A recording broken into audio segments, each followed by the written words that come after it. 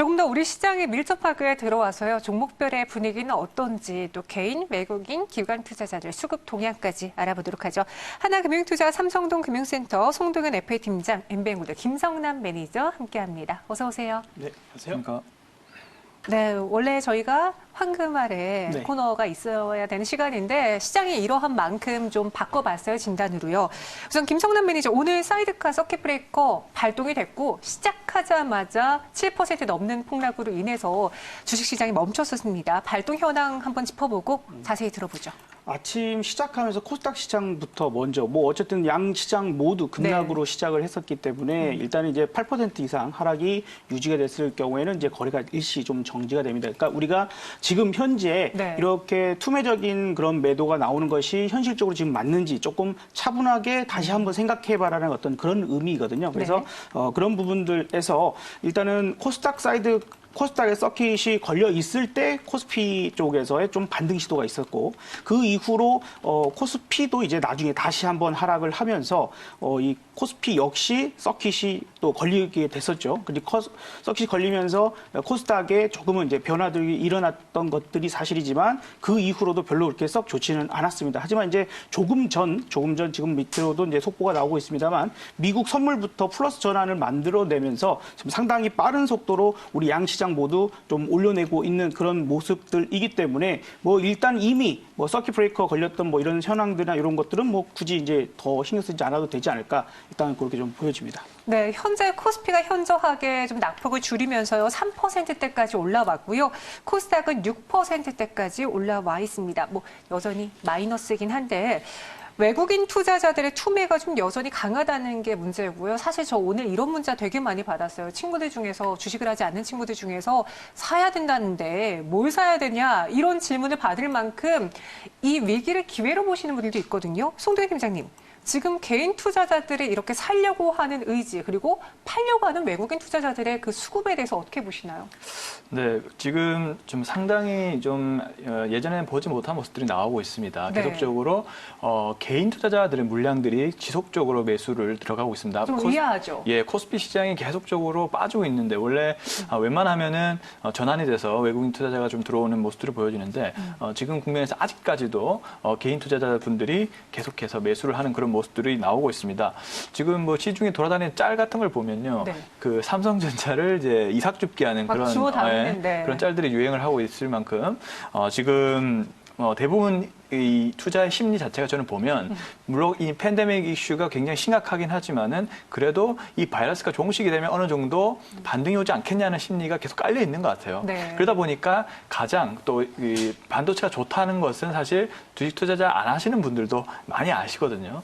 그러다 보니까 워낙 이제 주가가 많이 폭락을 했고 코스피가 지나칠적으로 폭락을 했기 때문에 싸진 삼성전자를 매수를 하려고 하는 그런 분들이 주변에 굉장히 많아지고 있는 것 같습니다. 그리고 이제 좀 큰 손들의 어떤 물량이라든지 그리고 좀 부동산 규제를 통해서 나온 개인적인 그 스마트머니라고 할까요?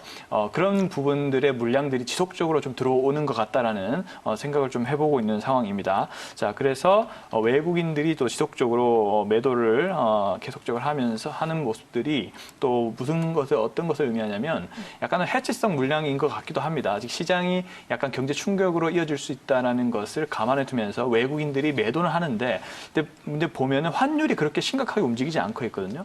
자, 이것은 뭐냐면은 약간 해치성 물량일 수도 있다라는 겁니다. 그래서 언제든지 코로나 바이러스 지금 치료제가 나오자마자 급등을 한 것처럼 이런 반전 이슈가 있을 수 있다는 거죠. 자, 그렇게 되면은 외국인들 수급이 갑자기 또 변화가 될 수 있다는 겁니다. 자, 그런 부분을 봤을 때 우선은 좀 충격을 좀 의도적으로 좀 주고 있는 그런 측면도 저는 보여지기 때문에 제가 앞서 말씀드린 그런 관점으로 해서 개인 투자자 물량들이 지속적으로 들어오는 그런 관점도 있는 것 같고 그리고 언제든지 외국인 투자자들도 반전이 되는 모습들이 나올 수 있다는 점을 좀 참고를 하시면 좋을 것 같습니다. 사실 저희가 이번에 코로나19가 이렇게까지 좀 퍼지기 전에 많은 분들에게 여쭤봤어요. 단기적인 하락이냐, 일시적인 충격이냐라고 봤을 때 경기 침체로까지 이어질 것이다라고 말하시는 분들보다는 이전에도 이렇게 감염병으로 인해서 하면서 지수가 충격을 받았지만 한 달 이내로 정리되고 그 이후에 다시 강한 상승 흐름이 나왔다라고 말한 분들이 많았거든요.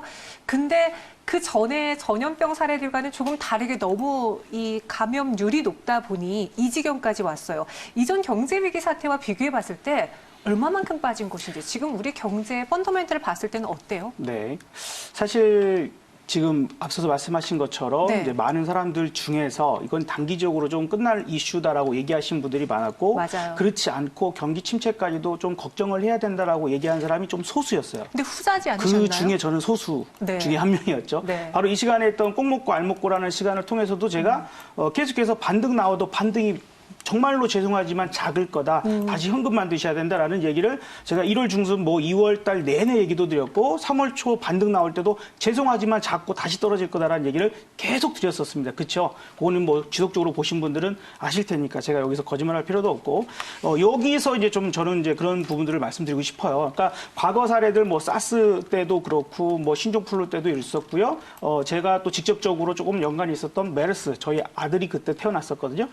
병원 들어갈 때 이거 낙타를 만진 적 있냐고 쓰고 들어가야 되는 그런 상황들이어서 어쨌든 그러한 상황들과는 좀 많이 다르다라는 것들을 우리가 통계, 수치로 알 수가 있었습니다. 그러니까 지금 사스만 하더라도 9개월 동안에 확진자가 나왔던 숫자가 코로나 같은, 요번 코로나19 같은 경우에는 한 달도 안 돼서 넘어버렸었거든요. 그런 부분들을 우리가 그때와 지금은 상황이 매우 틀리다라는 사실들을 우리가 분명히 알아야 돼요. 어떻게 보면 낙폭적인 기준점으로 보면 미국 같은 경우에도 역사상 지금 4번째 정도로 이렇게 폭락이 들어오는 부분들입니다.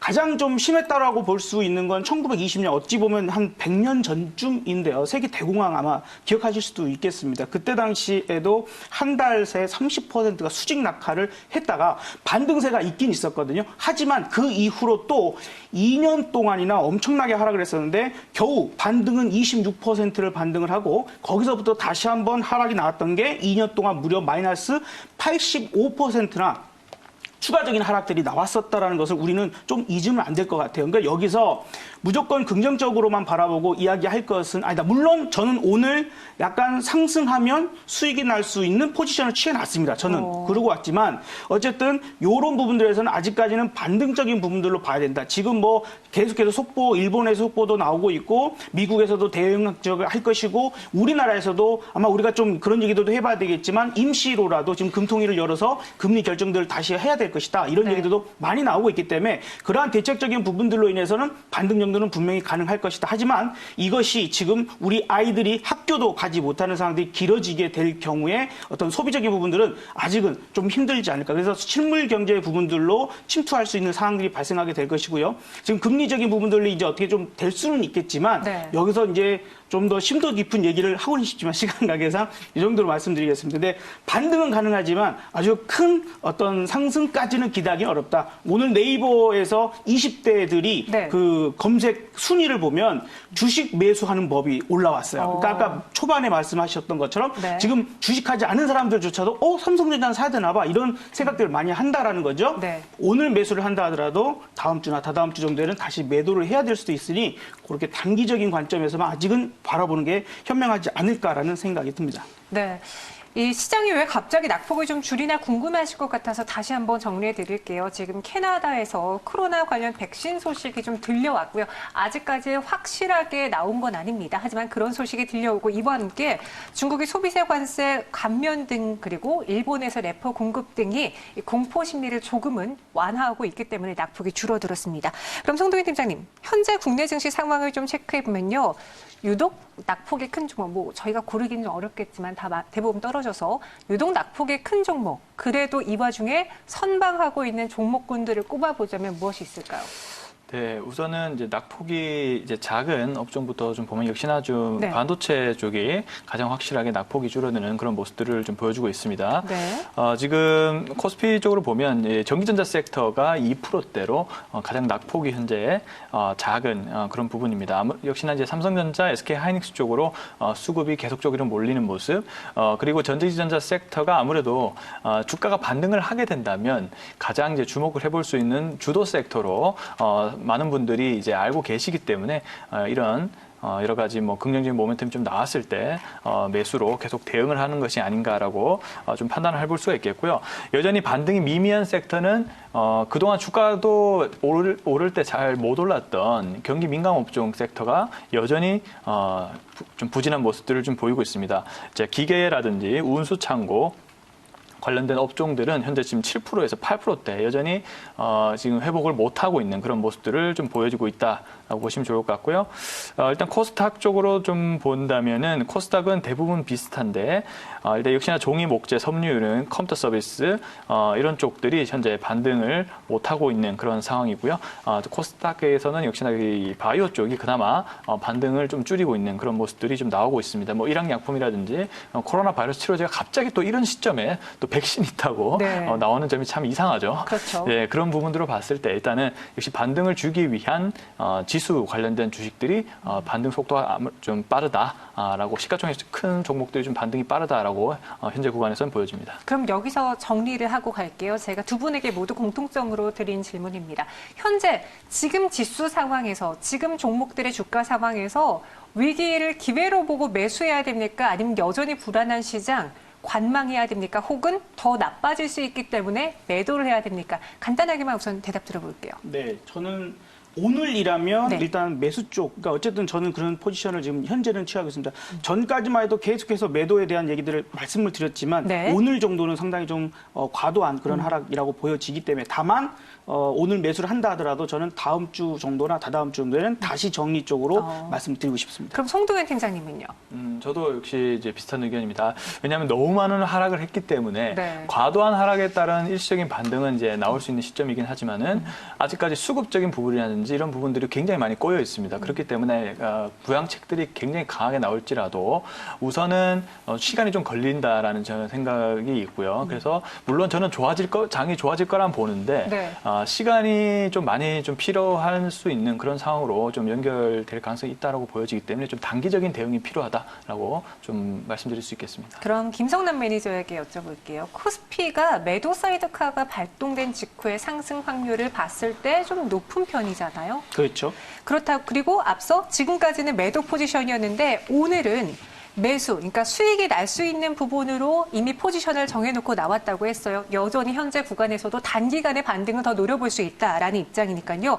그럼 그런 분들을 위해서 지금 매수했을 때 조심해야 되는 시그널은 무엇인지, 그리고 확실하게 확인하고 뭐 연준의 스탠스라던가 확인하고 넘어가야 될 스탠스도 같이 이야기해 주세요. 네, 일단 이 사태 자체가 네. 현재 가장 큰 낙폭까지 만들어낸 것 중에 하나가 이제 어쨌든 발단은 이제 코로나 바이러스가 되겠죠. 네. 그 지금 현재 우리나라만 놓고 봤을 때는 대구 신천지 쪽에 연관되어 있어 집중적이었던 것이 다시 다른 지역까지 특히 이제 서울 지역에서나 집단 감염이 나타나기 시작했을 때 요것이 혹시라도 만에 하나 지하철이나 혹은 대중교통을 이용하시는 이런 부분들로 만약에 확산이 되지 않아야 되는데 확산이 돼버린 상황이 발생한다라면 그때는 우리나라 국가 지금 아까 좀 전에도 뭐 우리 문재인 대통령의 속보적인 내용들이 좀 나오고 있습니다만 상당히 심각한 상황이 발생이 되겠죠. 그랬을 때는 이걸 막아내기 위해서 현재 이탈리아가 진행하고 있거나 혹은 지금 미국에서도 만지작 거리고 있는 트럼프 대통령도 지금 현재 국가 비상사태에 대한 선포를 하냐 마냐를 검토하고 있다라는 이런 얘기들이 좀 나오고 있습니다. 그래서 우리나라 역시도 그런 부분들에 대한 이동 제한 부분들이 더욱더 강력해질 수 있는 상황, 그것만 나오지 않는다면 시장은 그래도 좀 안정을 취해갈 수 있을 것 같아요. 그런 어떤 시그널적인 부분으로 보자면 오히려 좀 아이러니할 수도 있겠지만 정부에서 바라보는 그 시각이 좀 그래도 안전해졌다라고 생각이 든다면 우리 아이들, 학생들을 이제 입학이 돼서 그죠? 신입생들부터 시작해서 개학이 아마 이루어질 겁니다. 그렇게 되면 학생들 움직이면 학부모들도 움직이고 소비나 여러 가지 부분들이 살아날 수 있는 한 가지 어떤 시그널적인 부분이 될 수 있을 거거든요. 그러니까 그 전까지는 우리가 아주 크게 강력하게 보면 안 된다라고 좀 생각이 들고 미국 같은 경우에도 지금 이때까지는 아주 적극적으로 검사를 하지 않았었어요. 이제 지금부터 검사적인 부분들이 좀 적극적으로 일어났을 때 얼마나 확진자 속도가 빠르게 미국 내에서 발생하느냐에 따라서 미국 시장 상승과 하락에 대한 이런 부분들이 나타날 것이기 때문에 그런 내용들을 먼저 보는 게 맞다. 그럼 지금 트럼프 대통령도 그동안은 노 프라블럼 별로 문제 없어라고 했던 것을 오 마이 갓 하면서 연설을 하기 시작하니까 지금 사태가 심각하구나를 알려지면서 지금 시장이 더 폭락을 했던 그런 분위기거든요. 그런 포인트들 좀 봤을 때 매우 강력한 조치들이 나온다 하더라도 코로나 바이러스가 어쨌든 확산에 대한 부분들이 좀 안정을 하기 전까지는 좀 어렵다라고 보여집니다. 참 놀라운 시장 흐름이 연출되고 있습니다. 오늘 시작하자마자 코스피, 코스닥 모두 다 서킷 브레이커 발동되면서 20분간 매매가 중단됐었는데요. 그리고 코스닥은 장중에 13%의 폭락, 저도 처음 보는 수치를 봤었어요. 그런데 지금은 또 낙폭을 많이 줄였습니다. 코스피가 2.59% 내리면서 1786.79포인트까지 올라갔고요. 일중 차트 보시면 거의 오후 1시를 기점으로 갑작스럽게 고개를 드는 모습이죠. 혹시나 하는 이 백신에 대한 기대감, 그리고 각국에서 나오는 아시아권에서도 오늘도 나오는 이러한 금융정책 지원 때문에 시장의 변동성이 커지면서 오히려 공포 심리는 좀 줄어들었습니다. 코스닥의 일중 차트도 비슷합니다. 오늘 장중에 13% 넘게 폭락했던 코스닥 400선대라고, 490선대까지도 밀려났었죠. 그런데 지금 구간에서는 533.44포인트까지 돌아왔고요. 5.33% 내림세 보여주고 있습니다. 이어서 혹시 삼성전자랑 SK하이닉스 차트도 준비된다면 스탁 봐볼게요. 삼성전자가요, 오늘 7% 넘게 급락을 했는데 현재 구간 처음으로 빨간불을 켰습니다. 현재 강보합에서 움직이고 있고 SK하이닉스의 경우에는 1.21%의 상승으로 바뀌고 있는 모습입니다. 참 대응하기가 어렵죠. 이쯤 되면 시장이 올라줘도 회복을 해도 이거 어떻게 해야 되지 좀 고민하실 것 같은데 다음 주 한 주의 플랜을 짜볼게요. 우선 송도인 팀장님부터 전해주시죠. 네. 역시 지금의 낙폭이 완화되는 것은 정말 다행이라고 저는 생각합니다. 네. 다행이고 그렇기 때문에 지금 시점부터는 역시 앞서 말씀드린 대로 단기적인 대응을 좀 해보셔야 될 것 같은데 지금 이 시장에서 플러스가 나오고 있는 업종이 가장 강하다고 좀 볼 수가 있겠습니다. 대표적으로 삼성전자, SK하이닉스, DRAM, 반도체 관련된 업종을 들 수가 있겠고요. 보시면 또 비메모리 쪽에 이제 네페스라는 종목도 지금 플러스를 띄고 있습니다.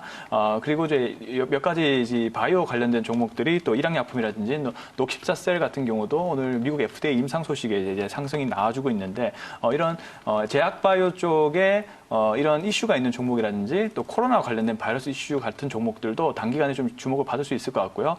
하지만 이제 저도 역시 철저하게 단기적인 대응으로 우선은 해주는 게 좋다라고 생각이 듭니다. 왜냐하면 아직까지 외국인이 그 현물 매도량이 계속적으로 늘어나고 있는 부분이 좀 있고요.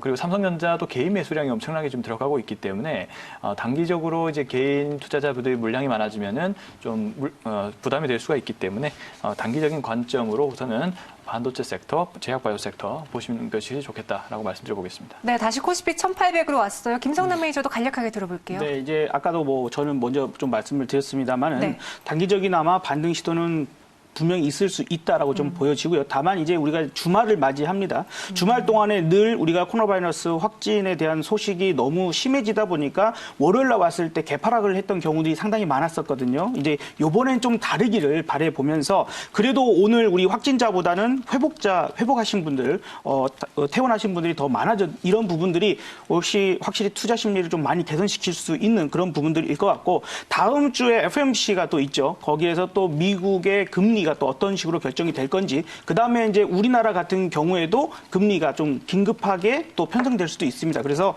그런 포인트들을 좀 봤을 때 이루어지게 된다면 추가적인 어떤 반등적인 부분들도 충분히 가능할 것이다라고 보여집니다. 앞서서 좋은 업종 쪽을 말씀해 주셨으니까요. 저는 좀 피했으면 좋겠다 하는 것이 지금까지 좀 떨어질 때 올라왔던 종목들, 업종들이 있죠. 일단 돈이라고 하는 것은 동시에 다 들어갈 수가 없습니다. 그러면 지금까지는 가장 좋은 종목들, 가장 우량한 종목들이 낙폭 과대여서 그런 종목들을 주워먹게 하는 이런 매수세가 가장 먼저 강할 거거든요. 그러면 돈이 많이 올랐던 종목들을 거기서 빼고 저가 매수하는 부분들이 많이 있을 수 있기 때문에 중소형적인 종목들 내지는 이제 코로나 연관주로서 많이 올랐던 종목들은 이제는 좀 정리를 좀 해놓고 우량한 종목들 군에서 매수 포인트들을 좀 보자라고 말씀드리고요. 실적 안 나오는 중소기업은 아예 보지 마시라고 좀 강력하게 말씀드리고 싶습니다. 혹시 무료 방송이라든가 강연에 준비된 거 있나요? 네, 그렇습니다. 오늘 장 마치고 4시에 늘 이제 해드리다시피 여러분들께 말씀을 좀 드리도록 할 테니까요. 그때 또 뵙도록 하겠습니다. 오후 4시요? 네, 오후 4시입니다. 알겠습니다. 두 분